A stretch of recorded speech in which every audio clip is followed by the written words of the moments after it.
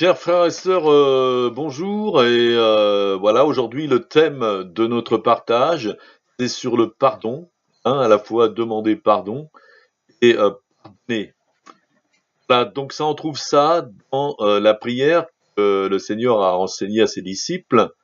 On va lire, ce passage dans, l'évangile de Luc, au chapitre, 11, versets 1 à 4. Jésus priait un jour en un certain lieu. Lorsqu'il eut achevé, un de ses disciples lui dit: Seigneur, enseigne-nous à prier comme Jean l'a enseigné à ses disciples. Il leur dit: Quand vous priez, dites: Père, que ton nom soit sanctifié, que ton règne vienne, donne-nous chaque jour notre pain quotidien, pardonne-nous nos péchés, car nous aussi pardonnons à quiconque nous offense, et ne nous induis pas en tentation. Ah, donc, on a vu dans cette prière que Jésus enseigne à ses disciples. Ses disciples, c'était les apôtres et d'autres. Certains étaient déjà disciples de Jean, ils savaient prier d'une certaine façon, ils avaient l'habitude de prier. Ils avaient bien vu que Jésus avait une façon vraiment très spéciale de prier et surtout que ses prières étaient puissantes et efficaces. Voilà pourquoi donc ils ont demandé à Jésus de leur apprendre à prier. Pour nous, c'est la même chose. Si nous voyons que, si nous voulons que nos prières soient puissantes, efficaces, eh bien, nous devons aussi suivre le modèle que Jésus a donné à ses disciples. Alors évidemment, ce n'est pas une prière à rabâcher, hein, comme beaucoup finalement on récite le Notre Père machinalement, on va le réciter plusieurs fois, et c'est pas du tout ce que Jésus a voulu dire. Lui qui nous dit en priant ne rabâchez pas toujours les mêmes paroles, hein, donc comme les païens. Et c'est une prière à méditer et à donc approfondir. Alors, nous avons vu déjà différents passages de ce Notre Père. Tout d'abord, on s'adresse à notre Père, on s'adresse plus à Dieu, hein, et c'est la première fois dans le Nouveau Testament. Donc, grâce à Jésus, nous pouvons considérer Dieu comme notre Père, car c'est quand on croit en lui, quand on croit dans sa parole, bien que nous devenons enfants de Dieu, nous sommes enfantés par la parole de Dieu, par révélation, nous devenons des enfants et nous pouvons connaître Dieu comme notre Père. Alors donc c'est important, il nous faut aussi avoir une vie sainte et en communion avec Dieu, être en communion avec Dieu, parce que malgré le fait que nous devenons des enfants de Dieu, nous avons reçu l'Esprit de Dieu, nous sommes une créature nouvelle à partir du moment où nous croyons en Jésus, eh bien ça nous arrive aussi de faire des péchés. Donc nous devons toujours mener une vie proche de Dieu afin que nous puissions, que Dieu puisse nous montrer nos péchés, que nous puissions les confesser, que Dieu puisse nous montrer aussi les personnes auxquelles on n'a pas pardonné, afin aussi de leur pardonner, pour rester toujours en communion avec Dieu, pour que Dieu nous bénisse, pour que nous ayons une vie chrétienne qui porte du fruit. Donc cette proximité avec Dieu, c'est seulement dans la prière et dans la proximité avec Dieu que Dieu nous montrait nos péchés. Nous avons un exemple dans l'Ancien Testament avec le roi David, qui était appelé un homme selon le cœur de Dieu. Et il n'y en a pas 36 000 dans l'Ancien Testament, c'est David. Malgré cela, nous voyons que David, dans sa vie, n'a pas toujours été proche de Dieu. Et nous avons donc ce passage dans l'histoire de David, c'est dans 2 Samuel 12. À un moment donné, on a vu que David était resté à Jérusalem alors que ses armées combattaient. il avait donc été vraiment béni par Dieu, il était devenu le roi d'Israël, il était riche, victorieux dans toutes ses guerres, et un petit peu, on pourrait dire qu'il s'est un petit peu reposé sur ses lauriers. Un jour, donc alors qu'il était au palais, que tous ses soldats étaient en train de faire la guerre, lui s'était un petit peu attiédi, un petit peu reposé, et nous connaissons cette histoire où il a convoité la femme d'un de ses guerriers, Bathsheba, il l'a pris et qu'il a couché avec elle et qu'elle est devenue enceinte, que David, voyant ça, a voulu cacher un peu sa faute. Il a envoyé chercher le mari qui était en train de combattre, et le mari, c'était Uri, donc, il n'a pas voulu coucher avec sa femme parce que il dit les soldats sont en train de combattre et moi je prendrai du bon temps. Il n'en est pas question. Donc David était un petit peu coincé.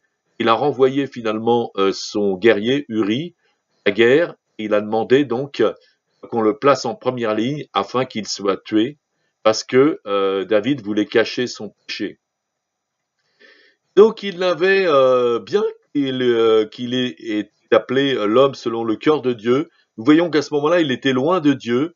Il avait plein la communion qu'il avait avec Dieu, donc qu'il avait eu avant, et il a commis donc un grand péché, adultère plus meurtre, et qu'il n'en avait pas conscience. Donc Dieu a dû envoyer Nathan, le prophète, pour lui raconter une petite histoire, une parabole, et pour lui faire comprendre son péché. Vous trouverez ce passage dans le deuxième livre de Samuel, à partir du chapitre 12, à partir du verset 1. Donc, c'est quand Nathan lui a raconté donc, cette petite histoire, d'un seul coup, David était éclairé sur son péché.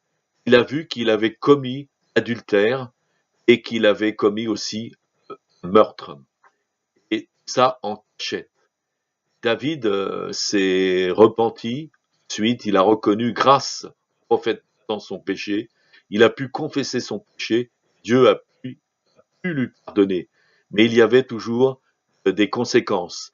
Et de la même façon pour nous, qui sommes des enfants de Dieu, qui marchons avec Dieu, eh bien nous avons besoin toujours de marcher en communion avec Dieu, marcher à la présence de Dieu, de prier, afin que Dieu nous révèle nos péchés, afin que nous puissions nous aussi les reconnaître, demander pardon. Et donc, si nous demandons pardon nos péchés, eh bien Dieu nous les pardonnera. Donc, c'est capital parce que c'est dans la prière, dans la présence de Dieu, que Dieu peut nous montrer nos fautes. Il peut nous montrer, tiens, là, tu as fait ceci, tu as menti, ou tu as fait du mal à telle personne. Eh bien, à ce moment-là, Dieu peut nous montrer notre péché, nous pouvons demander pardon. Nous pouvons aussi aller demander pardon à la personne que nous avons offensée. Et il est aussi écrit donc, Dieu nous pardonne nos offenses, comme nous aussi pardonnons à ceux qui nous ont offensés. Donc c'est capital aussi de pardonner à ceux qui nous ont offensés. Et pardonner, Dieu nous raconte une parabole aussi. Une parabole, nous avons vu qu'une parabole, c'est une vérité naturelle pour faire comprendre une vérité spirituelle. Jésus parlait en parabole, comme le prophète Nathan, pour nous faire comprendre une vérité spirituelle.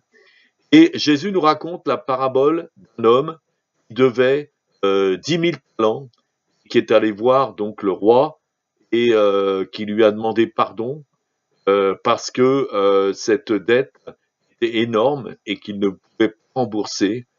Et donc, euh, le maître, le roi lui a dit, bon, ok, je te pardonne ta dette. Alors, il faut voir que 10 000 talents, eh bien, ça représente une dette de 140 millions d'euros si on voulait convertir la monnaie actuelle. Donc, c'est une dette énorme. C'est une dette qui est irremboursable. En réalité, c'est la dette que nous avons tous vers Dieu. Nous sommes des pécheurs et nous sommes tous passibles du châtiment éternel à cause de la somme de nos péchés. Nous n'avons pas forcément conscience de nos péchés. Et si Dieu nous mettait en face de nos péchés, même si nous n'avons jamais tué, jamais volé, eh bien nous enfreignions considérablement nous avons tous enfreint considérablement les lois divines. Nous avons tous une somme énorme, une dette énorme envers Dieu. Et cette dette, personne ne peut la rembourser. L'apôtre Paul, il n'y a aucun juste, même un seul. Tous sont pécheurs, et tous sont privés de la gloire de Dieu, c'est-à-dire passibles du châtiment éternel à cause de l'énormité de notre dette. Mais Dieu, dans son amour, nous a envoyé Jésus, le Fils unique de Dieu, le seul juste sans péché. Lui est monté volontairement sur la croix.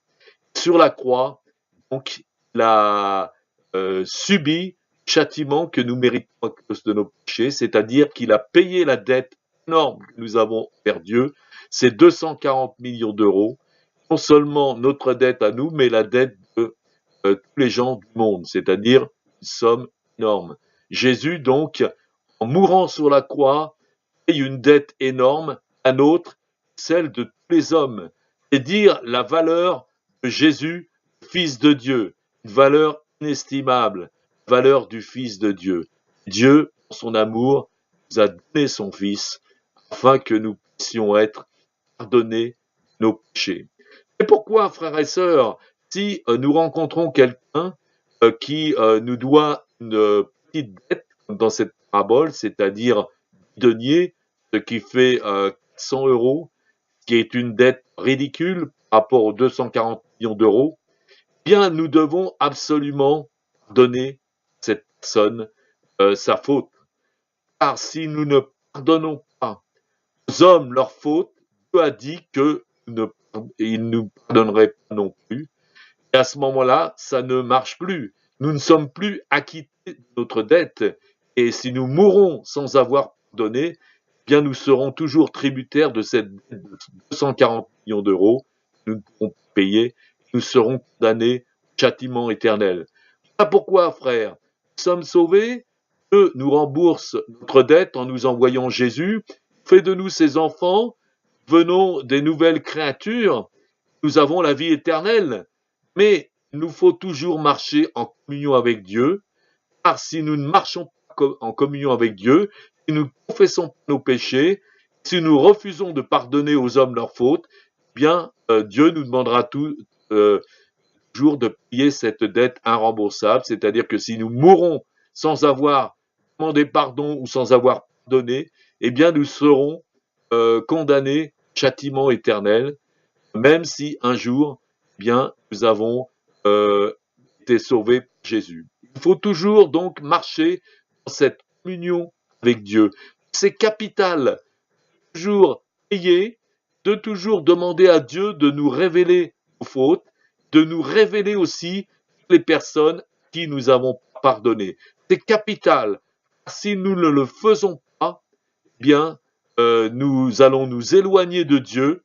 Et un jour, si nous mourons sans avoir donné, sans avoir demandé pardon, aussi pour nos fautes, eh bien nous serons condamnés au châtiment éternel. Nous aurons beau nous avoir appelés chrétiens et dire que nous sommes chrétiens, mais nous serons déconnectés de Dieu parce que nous n'avons pas respecté les conditions qu'il nous a demandées, c'est-à-dire de pardonner à ceux qui nous ont offensés. Merci Seigneur de bénir maintenant tous nos auditeurs et visiter par ton Saint-Esprit qu'ils puissent se remettre à genoux maintenant devant ta face afin que tu leur révèles leurs péchés qu'ils ont commis, que tu leur révèles aussi les personnes à qui ils n'ont pas pardonné afin qu'ils pardonnent et qu'ils soient complètement restaurés maintenant de leur communion avec toi, leur communion avec les autres, toujours en communion avec toi, afin qu'ils puissent porter du fruit, que tu puisses entendre leurs prières et les exaucer. Au nom de Jésus. Amen.